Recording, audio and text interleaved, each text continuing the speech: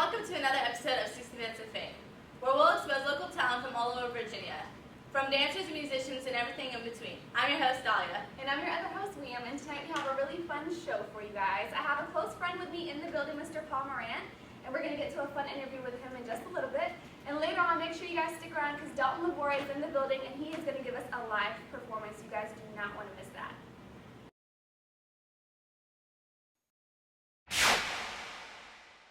Hi, and welcome back to 60 Minutes of Fame. And we're back with our guest, Paul. So, Paul, you just graduated from ODU. Yes, I did. And you played football. Yes. So, why don't you tell us a little about your ODU experience playing football? It was a great experience overall. Over my past 4 years, I've been a starter on and off. I've had some trials, some up and downs, some big problems going on where I almost was off the team. Oh, wow. But I made it. You know, grades can sometimes hold you back, so Yeah. academics is a big part of football, and especially ODU because ODU is an academic school. So therefore, my experience was great. I liked it. I wish I could kind of do one more year, a little bit. But other than that, it was a great experience. Now, how did you juggle academics, sports, social life, and if you even had a job? How did you juggle all those things together? Well, I didn't get my job till my last year of football. Okay. So therefore, I didn't have to worry about juggling the job until this past year. But as far as academics and football, kind of go 50-50. But sometimes football would really come over the top of academics and therefore turn into 75-25. And you'll notice from your grades that it should change. And then with my social life during football season, it's kind of like behind me. But maybe in spring it opens up a little more because I have a little more free time. So that's kind of like how I juggle it. And you guys have like really crazy schedules with football. Your practices, or not even like fitness-wise in the morning, then you guys have to go to classes, and then you have practice at night, right? Now, how does it go? It's practice in the morning, wake up about 4 or 5. In the morning? Wow. Yeah. Wow. And then depending on your lift time, because it goes around your classes, I had morning classes, so like I have an 8 or 9 o'clock, so I'll go to my class, come back and lift for like 12, and go to my next classes. Then most of the time we have meetings. That lasts about 2 hours. Go over film work. It's a lot of different things that goes into it. Kind of deep, so So it's an all-day thing. basically. Oh man. So when you go to sleep, you kind of have to wake right back up. So Was it easier for you to schedule your classes in the morning? That way you can just go right after practice? yes, it's like right after practice, you're still kind of tired after you just got off the field. So it's like 10, 11 o'clock. That's like a good time because you get to lay back and relax a little bit, and then you can go and get some food because most of the time I didn't get any food before my class. I'd be sitting in class kind of like a zombie. So like 9, 10, not really, 11, 12, good times, and then work out probably like 2. That's a good time. And you guys actually did pretty well last season, right? For the football team? Yeah, it's pretty well. Yeah, you guys did pretty well. Now tell me how it feels to lose a really big game. How big of a disappointment is that? Oh man, don't get me started because all I can think about is Georgia Southern last year in the playoffs. What happened there? Oh, a little this, a little that. It's not, you can't really blame anything. Like we didn't finish off the game well. Okay. We played well overall till the last 8 minutes of the fourth quarter. And with football, it's a 60-minute game, and you can't let anything get away from you, or it's going to be a game we let something get away from us. And that turned the game around for them, and they came back and they won. So kind of had me salty for about 6 months. You still seem a little salty about it. A little bit. Yeah. I was trying to get a national championship. Yeah. Since I got a state championship in high school, so I just wanted one national championship in college. Nice. And tell us how it feels to win a big game, especially like a homecoming game. Well, those games weren't so much big to me because we didn't really play big opponents. Yeah, because you always like pick a really weak team for homecoming, right? That's how it works usually. So Because they want to look good. it's a guaranteed win. Most of the time, yeah. Until like we thought that's what was going to happen in Villanova, Yeah. and then we lost. Ooh. Kind of surprised us. We weren't ready for that. How did you guys feel when you lost to that game? It hurt because that whole weekend, we were top in the nation. Like, we was in the top 5, and everybody that was above us lost. And we didn't know that until after we lost, so therefore, just polls stayed the same. We could have went to number 1 in the nation, Oh, wow. but we ended up staying at number 4 or 5. And I was kind of upset about that, and I wish we would have won that game, because that probably would have put us in a better seed in the playoffs, so we could have not played Georgia Southern, most likely. So it's like very, very particular with football. Every Yes. game truly matters. Yeah. Now tell me about your social life, because when I went to ODU, What about when you went there? talk about a social butterfly. There was not one person this guy did not know, especially when it came to the ladies. He knew every single girl from every single Mr. grade, from Player, freshman huh? to like super senior. Now, is that still the same? No. No? I mean, I know people. Oh, that's how it. That's okay. You want to interact and be social with people. You can't just walk around That's all true. tight all the time. You have to just be open to meet new people. That's what college is for. Mhm. You never know what that person can do for you later. Yeah. So I don't mind knowing a lot of people. It's different from knowing and doing stuff with other people. But I just know a lot of people, and I don't mind being friendly with a lot of people.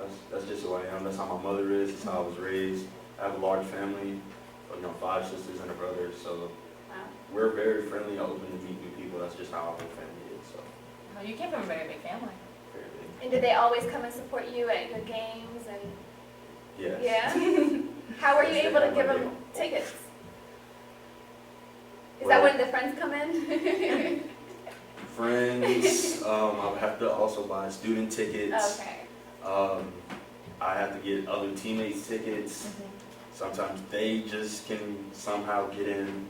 Like, I don't even put their names down, and I end up seeing them after the game. I'm like, how'd you get in here? They're like, well, we just walked up. And therefore, I just be like, okay, well, bigger family. Yeah. I like the support, and they're always there, and like at least 5 nieces and nephews there every game. So I'll be like really happy about that. I love them. It's Support. like having your own little fan club. Exactly. It really is, seriously. And the NFL has been in the news lately, from the Miami Dolphins to Michael Sam and Chad Ochocinco. So do you know anything about those 3 incidents? You talking about with the Miami Dolphins? Talking about with the linemen? Yes, and the, stuff that happened in the locker room and all that stuff. A lot of different stuff happened. You never know what happened in the locker room unless you're in there. So I kind of can't tell you what possibly went down there. Michael Sam situation.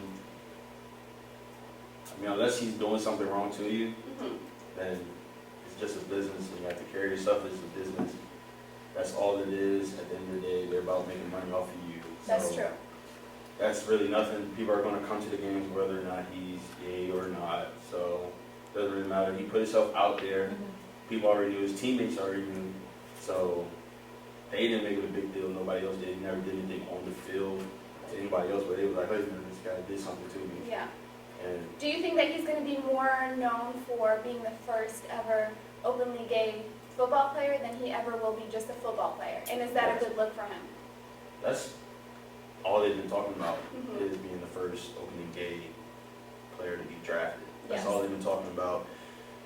I don't really feel like it's that much to talk about once they got out the first week, because ESPN, they talk about it for months. Yes. But once they got out the first week, I felt like it didn't need to be talked about anymore because everybody knows it's not a big deal. Yeah. Once nobody else made a big deal about it, then there shouldn't be any more talk about it. So Did you see where Michael Sam was kissing his boyfriend and they smeared cake on each other? I saw the kissing part. I didn't see the cake part though. someone drafted. Yeah. Did you I missed watch it. that? Somebody else told me about it. Yeah. I think my mom actually told me about it. A lot of NFL players and NBA players came out and actually attacked ESPN for showing that image on national television, seeing how a lot of younger people look up to that station and to the draft. How do you feel about that? Do you feel like that image should have been spread, or they should have just kept that kind of private? Yes and no. I mean, it's still professional, but that's him. Right. Everybody knows that already.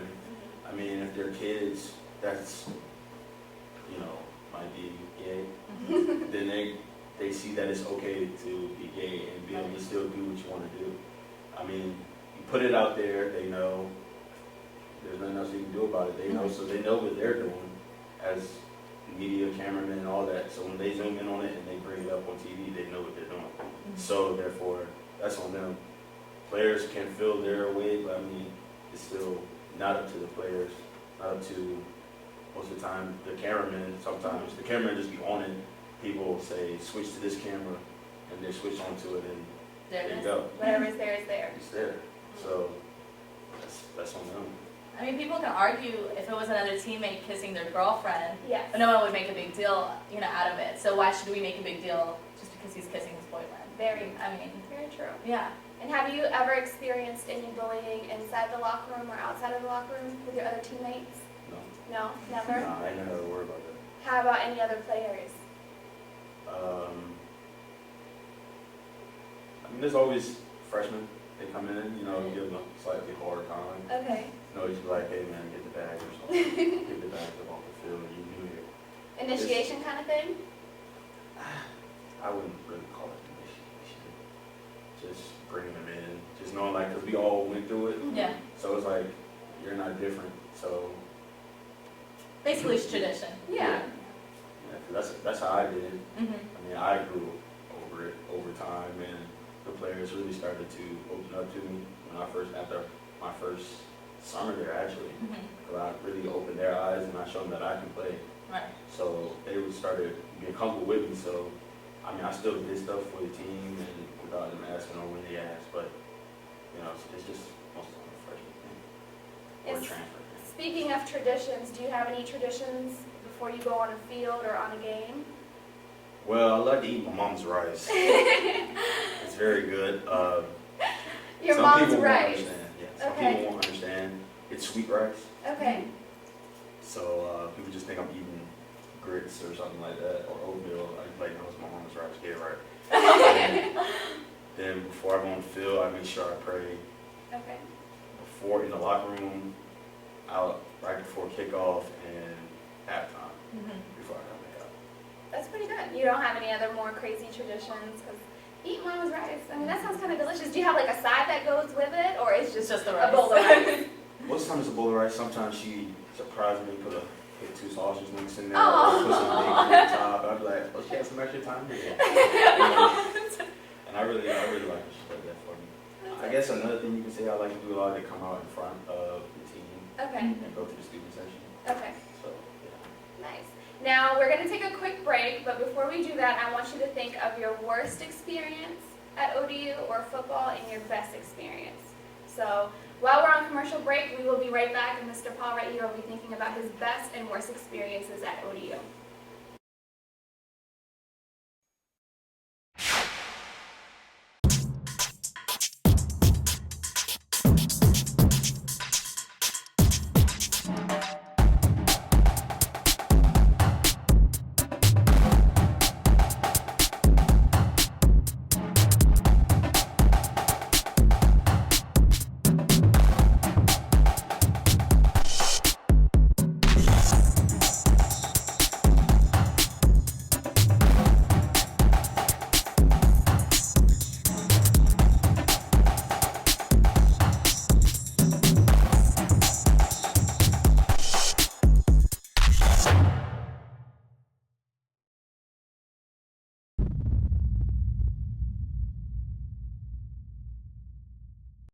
Hi, and welcome back to 60 Minutes of Fame. We're still here with our guest, Paul, and before the break, we gave him a task. We told him to think of his best and worst experience being on the ODU football team. So, Paul, what's your worst experience through football? Homecoming game, Mm-hmm. my sophomore year. Happy about the worst experience of my life. What I like to happened? think about. I missed a tackle during the closing minute of the game. That would have gave us the CAA championship, and it kind of hurt me. So you were the reason why ODU didn't win that game? Yeah. Oh my goodness. Did you get a lot of backlash because of it, or? Yes and no. It was like I got some of it, but then it was like one of the coaches Mm-hmm. at the same time, because it was like a bad setup Right. overall, and I was like, in the middle of it, I was trying to, brush it off to the coaches, like, it's not on me, I don't want none of it. It's on him, he shouldn't have called that play, because he called a bad play. Right. And it was like, and what made it worse is that it was like 4th down and like 20. So I was like, sick to my stomach. So was it your fault, or are you saying it was the coach's? It was like a bad play call. Okay. You usually, when you're up Mhm. and it's that long of a distance, you kind of want to play prevent defense. Okay. And like, he sent the blitz and like took some of the biggest players that we had out of coverage. Like, sent them on the blitz. Like, I'm 6 foot. He sent the 6'3", a 6'4" dude on blitz. That's usually back. And he kind of took us like out of position. And usually we made a dummy book for him, like a dummy book how to coach. That's so nice. I personally didn't do it. Okay. Like the seniors that left, they have a senior Oh, lead. right. Yeah. Who was the coach during that time? Let's leave that one out. Okay. Oh. I'm gonna leave his name out, but I can't remember it at the same time. Okay. But yeah, they made a book like how to coach for dummies. I would be upset. Yeah, I would too. There was only that one play in the book. Like it was But like a they little paper probably, he book. probably thought it was you. No, it wasn't me. But I'm saying they the gave coach it to probably. him. Oh, okay, gotcha. Like the dude that made it actually gave it to him. Was There he were, like, upset? 3 of them. He probably was. Yeah. Low key. So what is your most wonderful experience while on the OU's football team? Best experience I have. I'm gonna say 3. Okay. The first one was I caught an interception Mm-hmm. like in the closing minutes of the game to seal a big deal for us Nice. against Richmond, and then I caught another one against William and Mary when they were driving to score. Caught it, turned the game around, and scored, and we won that game. That's good. And then the third one is last year, not my senior year, my junior year. We played JMU at JMU, and they were coming down to score 2. And I had 11 tackles that game, but the most important tackle I had was on 4th down. It was like 4th and 1, and the quarterback was about to get the first down, and they were about to be inside the 20. So they had a chance to, and the way they were driving, they were looking at the chance to score. Okay. So one guy missed the tackle, and the quarterback was about to spray out he probably could have ran for a touchdown, but I came in, like, crushed them out of bounds, Nice. and we turned the game around. We won that game. So you definitely made up for the Yeah. game you made. You lost. And we won the CAA championship. Like that. Good job. Those are 3 really, really good Yeah. moments. Yeah. Nice. Well, thank you so much for coming and hanging out with us today.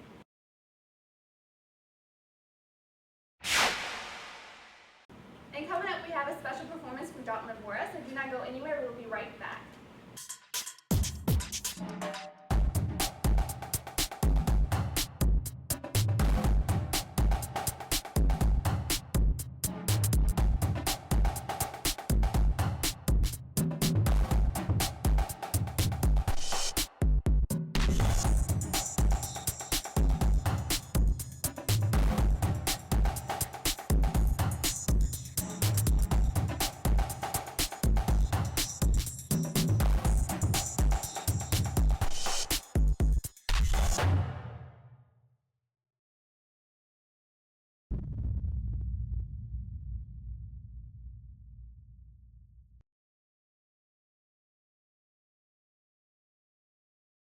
And welcome back to 60 Minutes of Fame. We're here with Dalton Lavora, and we're going to have a special performance in a little bit, but first off, we want to know, what got you so into music? To be honest with you, I've sang my whole life. Mhm. Starting in churches, singing with choirs and everything, growing up, and eventually moved on to instruments. When I turned 17, I started playing bass guitar, acoustic guitar, and doing a lot of songwriting, and just got really excited about it, especially in my homelessness. I lived in a tent for a while, and I spent plenty of time street performing and busking, and just making enough money to eat every day. So it's it kind of started out from like a from rags to riches kind of deal, where it was my life. It was what fed me every day. So that's where the passion, I believe, comes from, is genuine attachment to it as a means of survival. And then now today, now that I have a home and have a music career and I'm playing places, it's more of a sense of loyalty. It's something that has gotten me so far in life. I would never let it go. Wow, that's a really inspirational story. It is, yeah. So do you use the inspiration from what's happened to you in your life, your experiences, into your music? Oh, most definitely. I would say that it's not too difficult for me to bring up a couple things that have happened in my life. There's plenty. Just like I'm sure there's plenty in everybody's life, but I'm a cancer survivor. I'm a homelessness survivor. I've made it to American Idol. I've done this music thing for over 4 years now. And so definitely my life inspires me every day to write music that's going to bring people this sense of empathy or sympathy, whatever it is that they need when they're listening to music, that really binds them to the message inside of it, beyond just the musical composition. But I put forth lyrics that people really can connect to, because it's things we all do. Right. Now tell us a little bit about your experience on American Idol. How did that go?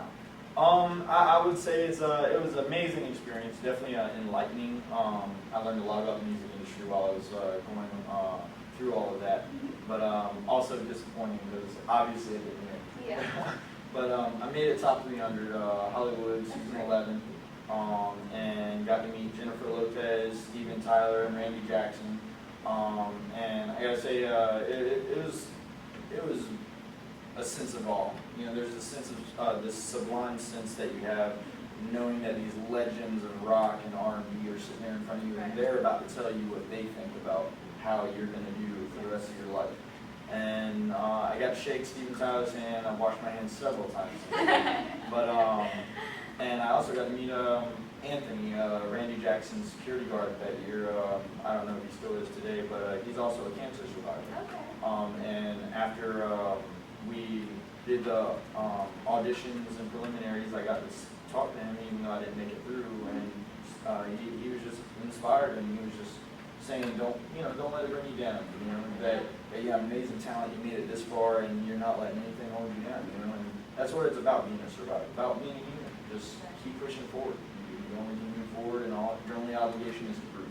Very well said. Now American Idol is actually coming again, and they're coming closer to home. They're coming to Richmond. So will you be auditioning again? I've actually been, a lot of people have been pressuring me and pushing me to go audition again. It's been a couple of years, so I'm actually considering it. Yeah, possibly going on a road trip and doing that again. You definitely should. And I definitely have a feeling I would be making a lot further than top 300. It's like the SATs. You always score higher. This The is second time you go. Yeah, right. It's automatically how you do it. Now, before you perform, I want you to tell us a little bit about your tattoo. So, what's the story behind that? So, you got a full sleeve. Well, it's one of the first things people are going to bring up.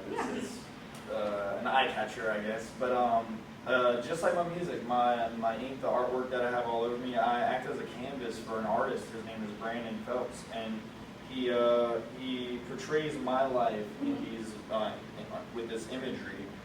This is a representation. I had a scar from my chemotherapy, from my cancer treatments. This is a representation of me defeating death.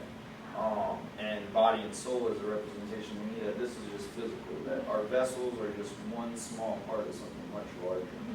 And it just goes on to show, like, my guitar helped get me through my life, and I burned down these things from my past. You have to sometimes you just have to push through things. You just have to, you don't have to forget them, but you got to burn through them, and you got to let them make you stronger so that you can keep going forward. But you let yourself be weighed down by sorrows and by guilt, and you'll never really move forward to a brighter future. But that's what this all represents. It leads up to a phoenix that's on my back, and it represents rebirth. I mean, I've made all the best decisions in my life, but today I know that every day I try to be a better man than I was yesterday. You're a very inspirational person. And I love that everything has meaning behind it, whether it's your tattoos, your music, or just day-to-day actions. It's about being honest, just be genuine wherever you're gonna say it, think it, or do it. Just need to be genuine about it. That's awesome. So tell us what you're about to perform. Tell us a little bit about that. I'm actually gonna, speaking of genuine, I'm gonna be singing a song that I wrote called Little White Lies. I composed it several years ago, about 3 or 4 years ago. along with a lyricist. His name is Zach Simmons, and was inspired by a lot of his lyricism. And it's basically the epitome of tell the truth. Don't speak to us with deceitful ways. Don't try to cover it even in a small example like friend to friend, or a big example, government to society. You know, just don't, why do you lie? When it just slows things down, when it turns the world around. You know? Can't wait. I'm excited for his performance. Yes. So you guys do not go anywhere. We'll be right back with Dalton Lamore, and he is going to perform Little White Lies.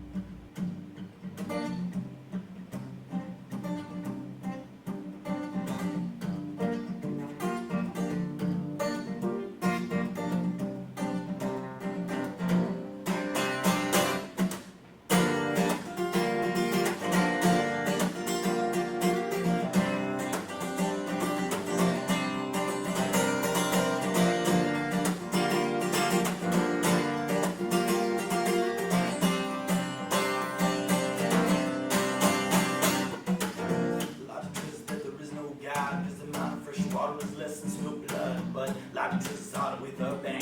Just a bunch of pegs in this life thing. No matter what logic says it's true, there is a love between me and you. It's seeming what you believe.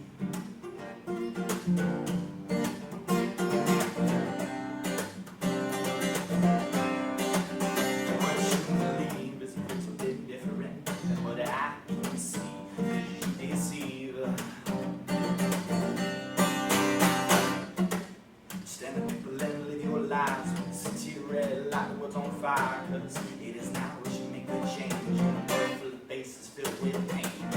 Logic says that there is no God. Cause the amount of fresh water is less than spilled blood. But logic says it started with a bang. Just a bunch of pegs in this life thing. No matter what logic says is true, there is a love between me and you. It's seeming what you believe, but what you believe is a little bit different than what I can see. You deceive. So let me ask this thing. I see, why do you lie?